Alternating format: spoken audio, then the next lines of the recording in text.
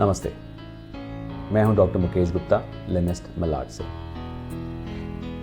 हमारे मन में ये एक भय हमेशा रहता है प्रेगनेंसी के दौरान, डॉक्टर साहब क्या मुझे डिलीवरी नॉर्मल होगी या सिजेरियन सेक्शन। पूरा परिवार इस प्रश्न के ऊपर कम से कम सैकड़ों बार डिबेट करता है प्रेगनेंसी के 9 महीने, और हर बार जब ये प्रश्न आता है हमें परेशानी होती है क्योंकि हमें पता ही नहीं होना क्या है। So let me tell you that आप जो अपना समय इसमें व्यर्थ करते हैं, आप अपना समय व्यर्थ करें एक अच्छे डॉक्टर को चूज करने में, और उसके बाद उस पर विश्वास करें और छोड़ दें, क्योंकि हर डॉक्टर ये चाहता है कि आपकी डिलीवरी नॉर्मल हो।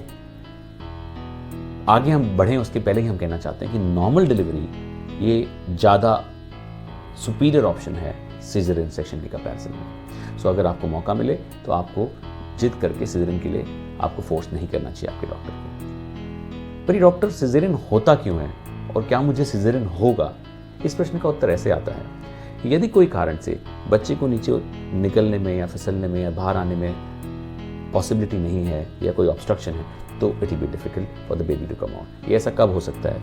या बेबी का पोजीशन बराबर नहीं है, फॉर एग्जांपल पहले डिलीवरी में बच्चे का सर ऊपर है और पैर नीचे है तो डिफिकल्ट होता है, या बच्चा आड़ा है, टेढ़ा है, या बच्चे का सर एक्सटेंडेड है तो लार्जर डायमीटर बीच में आ रहा है, तो बड़ा साइज होने की वजह से वो बाहर निकल नहीं पा रहा है, या नीचे की तरफ फाइब्रॉइड है जो उसे निकलने नहीं दे रहा है या रोक रहा है, या प्लासेंटा बच्चे का जो वार होता है, माँ और बच्चे के बीच का जो कनेक्शन होता है वो नीचे की तरफ है, तो डिलीवरी के समय वो पहले बाहर आ जाएगा या ब्लीडिंग हो जाएगी, तो कोई चॉइस नहीं है पर सीजर करना पड़ सकता है।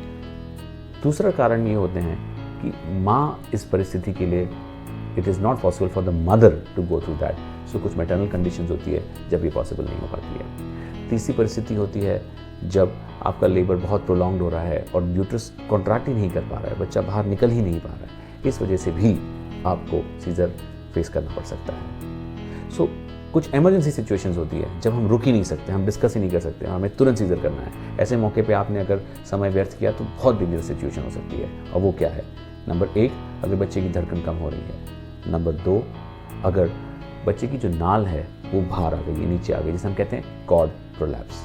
तीसरा, अगर ब्लीडिंग बहुत हो रही है और प्लासेंटा छूट गया है, जिसे हम कहते हैं एब्रप्शो प्लासेंटा, प्लासेंटा अपनी जगह को छोड़ चुका है और उस वजह से अब बच्चे की तरफ खून नहीं पहुंच रहा है, इसलिए जल्द से जल्द उसको बच्चे को बाहर निकालने की कोशिश करनी चाहिए और उसमें समय व्यर्थ नहीं हो सकता है। कुछ परिस्थितियां होती हैं जो हम प्लान करके इलेक्टिव सोच समझ के कर सकते हैं। उसमें से एक परिस्थिति जो बिल्कुल नहीं है वो है मुहूर्त देखकर। हम जो मुहूर्त देखकर, चौघड़िया देखकर, सभी समय देखकर हम जो ऑपरेशन करने की जिद करते हैं डॉक्टर से, ये बहुत बुरा ऑप्शन है।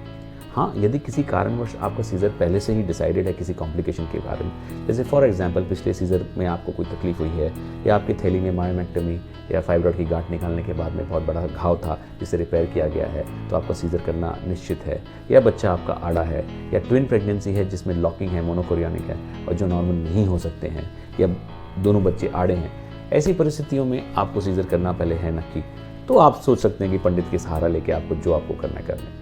लेकिन साइंटिफिकली ये सब चीज़ें अगर हम डॉक्टर पे थोपें तो ये हमारे लिए, स्वयं के लिए नुकसान होगा, and please don't do that. Last but not the least, remember, normal delivery ये 1-2 साल या कुछ वर्षों का नहीं है, ये मनुष्य जाति योनि की जो शुरुआत से ये प्रोसेस बनते चले आ रहा है और रिफॉर्म होते चले आ रहा है। सो आप प्रकृति के खिलाफ जाके अगर आप अपनी जिद से, डर से कि मुझे डिलीवरी का दर्द बहुत होगा, इस भय से अगर आप सीजर करा रहे हैं तो ये बात बहुत गलत है। रिमेंबर, गिवन अ चांस, हमेशा नॉर्मल डिलीवरी चूज करें। Thank you.